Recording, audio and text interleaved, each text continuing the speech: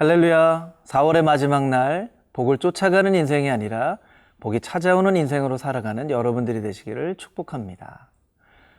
우리에게 잘 알려져 있는 영성가 헬리나우에는 이런 이야기를 남겼습니다. 기도는 성도의 공통 언어이다. 굉장히 의미 있는 말이죠. 기도하는 성도와 기도하지 않는 성도는 마치 언어가 다른 민족처럼 서로 커뮤니케이션이 이루어지지 않는다는 것입니다. 우리가 가정 안에서도 기도하는 사람과 기도하지 않는 사람, 가족임에도 불구하고 말이 통하지 않는 것들을 경험하게 되기도 합니다. 그래서 성도는 기도라는 언어를 사용하는 민족이다라고까지 말할 수 있는 것이죠. 오늘 야고보서 말씀은 어떻게 우리가 기도의 삶을 살아야 될지 영적인 메시지를 우리에게 들려주고 있습니다.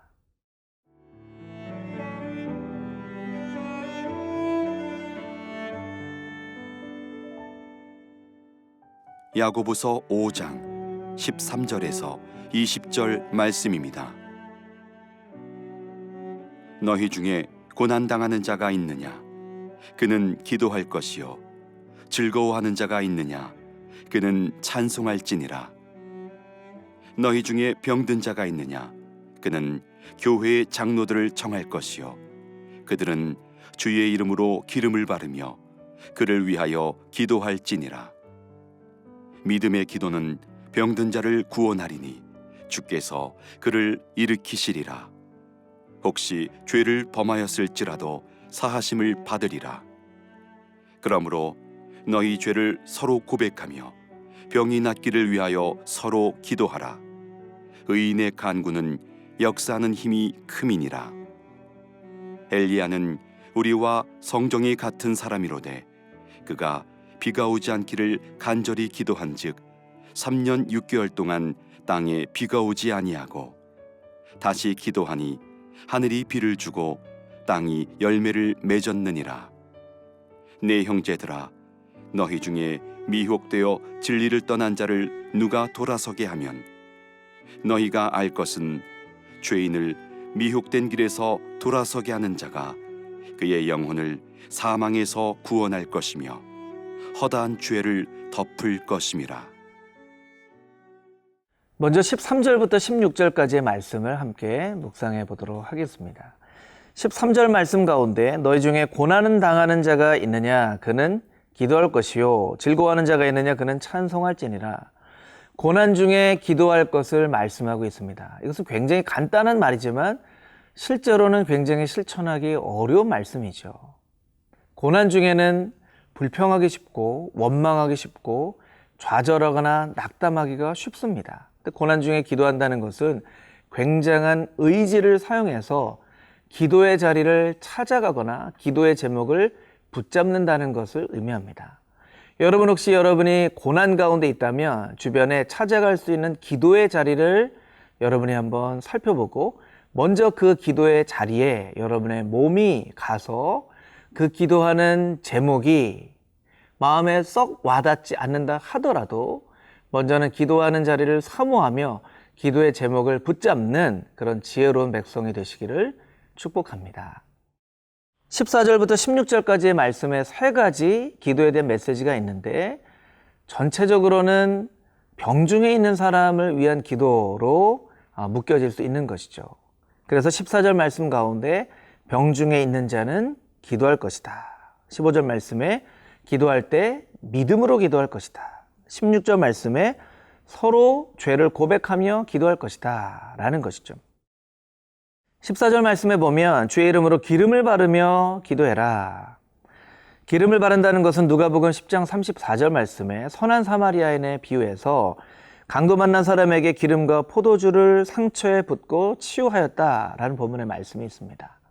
이 말씀은 기도하면서 치료의 방법을 함께 찾는 것이죠. 기도만 하는 경우가 있고요. 치료만 하는 경우가 있습니다. 지혜로운 것은 무엇입니까? 기도하면서 치료하는 것이죠. 그래서 병중에는 기도하라, 함께 치유하면서 기도하라 이렇게 말씀하고 계신 것이죠. 15절 말씀에 믿음의 기도를 해라. 믿음의 기도, 어떤 기도가 믿음의 기도입니까? 자신의 감정을 근거로 믿습니다 하는 기도가 믿음의 기도인가요? 믿음의 기도는 하나님의 선하심을 의지하는 기도를 말하는 것입니다. 내 감정에 근거한 기도, 내 감정이 뜨거워졌을 때 큰 목소리로 아멘 하는 기도가 믿음의 기도가 아니라 하나님의 선하심과 인자하심을 기억하며 그 말씀에 근거하여 구하는 기도가 바로 믿음의 기도라는 것이죠. 16절 말씀에 서로의 죄를 고백하며 기도해라. 언뜻 보면 이해가 되지 않는 말씀이죠.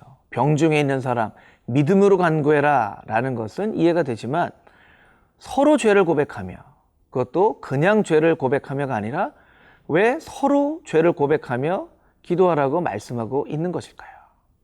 혹여 그 병든 것이 죄로 인한 것이면 그 병을 치유하는 과정 가운데 자신이 얼마나 큰 죄인인 것을 깨닫고 그 죄를 회개하는 더 큰 영적인 치유함을 맛보아야 하는데, 마음이 강팍해서 자신의 죄를 깨닫지 못하는 경우가 있다면 그 사람의 죄를 고백하기까지 함께 기도하는 사람이 죄를 고백함으로 그 사람이 이렇게 죄를 고백하는 것이구나 라고 배울 수 있는 영적인 모델을 만들어주며 기도하라 라는 것입니다.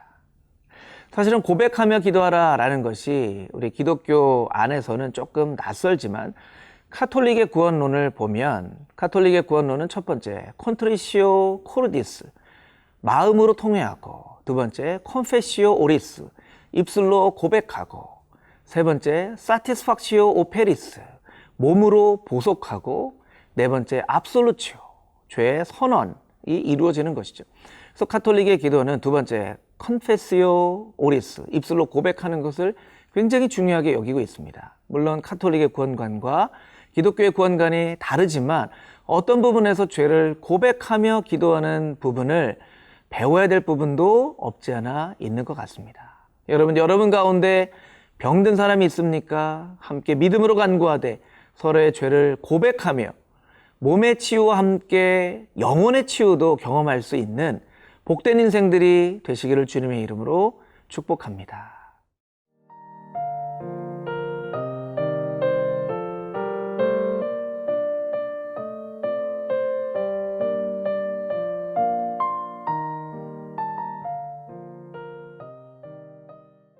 본문 17절 이하에 있는 말씀을 묵상해 보겠습니다. 17절 이하에 있는 말씀은 기도의 삶을 살라는 것을 영적인 모델로 말씀해 주고 있는 성경 구절입니다.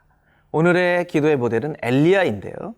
17절 말씀에 보면 엘리야는 우리와 성정이 같은 사람이로되 그가 비가 오지 않기를 간절히 기도한즉 3년 6개월 동안 땅에 비가 오지 아니하고, 우리가 주목해 봐야 될 말씀은 어떤 말씀입니까? 성정이 같은 사람이되, 우리와 같은 사람이라는 것이죠.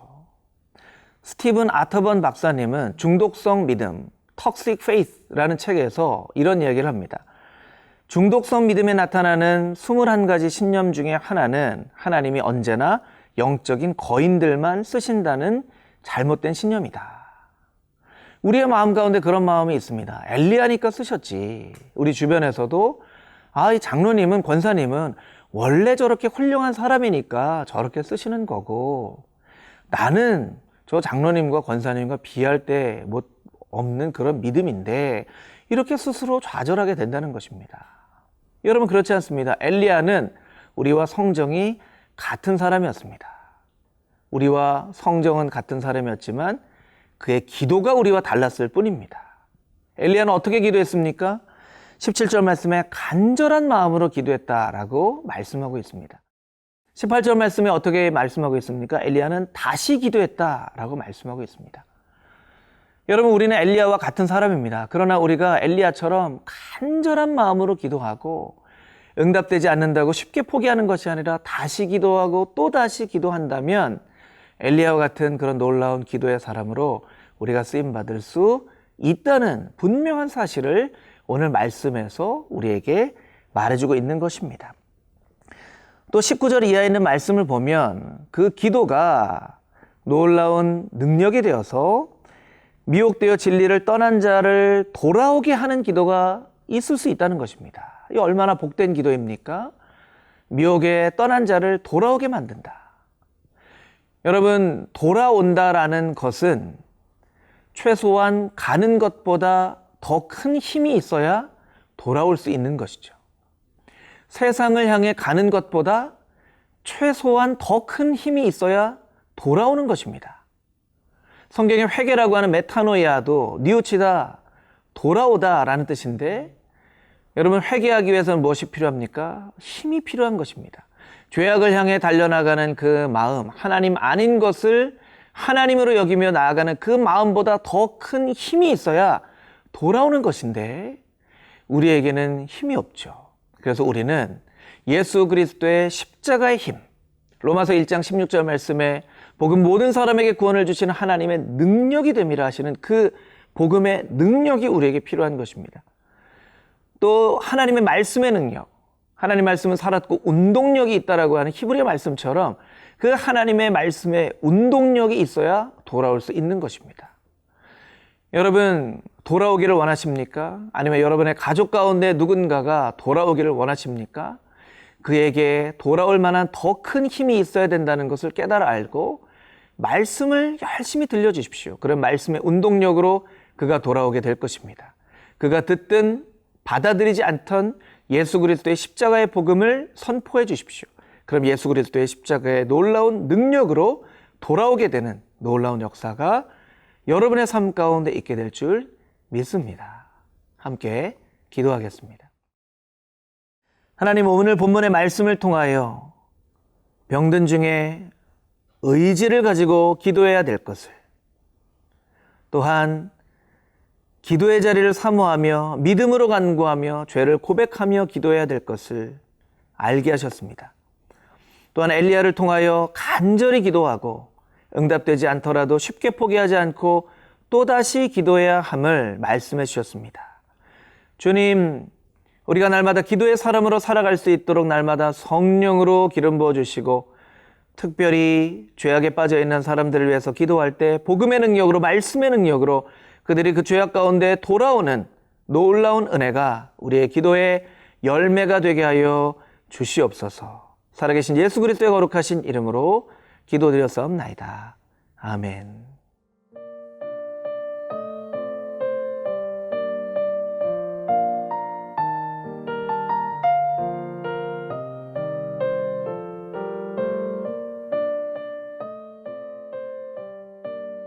이 프로그램은 시청자 여러분의 소중한 후원으로 제작됩니다.